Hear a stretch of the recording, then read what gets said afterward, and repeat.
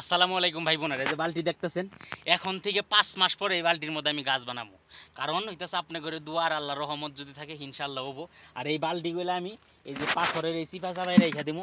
কারণ হইতেছে এই সমস্ত জায়গায় যদি একটা গাছ যদি হয়, মনে করেন একটা লাউ গাছ, একটা মনে করেন ধন্দুল গাছ, একটা মনে করেন সিম গাছ, ইনশাআল্লাহ আমি সিম খাই হারা হামো না, যদি হয় আর কি। আর হইতেছে মনে করেন এই সমস্ত জায়গায় আমি খোলা মাঠে রাখতে পারবো না, কি লেগে? কারণ হইতেছে মনে করেন বান্দরাবো, বান্দরে মনে করেন আমার প্রতিদিনই সকালে ফলো করে। এটার মধ্যে আমি পানিও দিতে পারবো না সন্ধ্যাবেলা, ঠিক আছে? মানে সকালবেলা আমি পানিও দিতে পারবো না। এটা পানি দেওয়ার জন্য মনে করেন একদম সন্ধ্যাবেলা এই টাইমে পানি দেওয়া লাগবো। আমি এই যে এই সমস্ত জায়গায়, এই যে সমস্ত পাথরের চিপা চাপা আছে, এই যে হিন্দা, এই যে এই সমস্ত জায়গায় মনে করেন আমি বালতিগুলো রাইখা দিব, মনে করেন একদম নিচে গভীরে ভিতরে, ঠিক আছে? তাইলে মনে করেন বান্দর আর আমার দেখবো না, বান্দর আর এটা ভাঙার কোনো সম্ভাবনা নাই।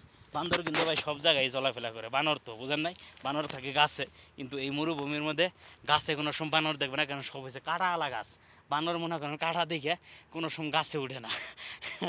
এই জন্য মনে করেন এই মরুভূমির মধ্যে হাঁটাহাঁটি করে। আপনাকেও এই এক বালতি না, শুধু 4টা বালতি আমি বুঝাই করবো। 4টা বালতি আমি পুরা পরিপূর্ণভাবে মাটি বানাইয়া, এই যে মুরগি দেখেন কোন করছে, এই যে দেখছেন, এই যে কুহিন ডাকতেছে, 4টা বালতির মধ্যে পরিপূর্ণ মাটি বানাইয়া ইনশাল্লাহ আমি গাছ বুনবো। আর এইগুলো আমি করবো, এখন থেকে শুরু করবো, কারণ 4 থেকে 5 মাস লাগবো এই জিনিসগুলো পচতে। এখন অনেক খরান যাইতেছে, আসলে সময়গুলা কইরা ফেলাইছি।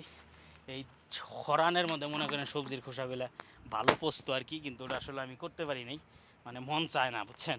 শরীরও চলে না, মনও চায় না। সকাল সকালে মরুভূমিতে আহি, বিকালে আহি, মানে খুব খারাপ লাগে আর কি।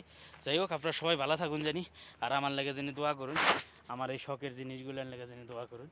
ওই যে দেখুন, ওই যে দুইটা কি জানি খাইতে, আসলে খাবার যা দেয় আসলে পরিপূর্ণ ওগুলো এরকম খাবার দাবার হয় না, এটা আমি ভালো হইলেই জানি। যাই হোক, ভালো থাকুন জানি আপনারা। আসসালামু আলাইকুম, আল্লাহ হাফেজ।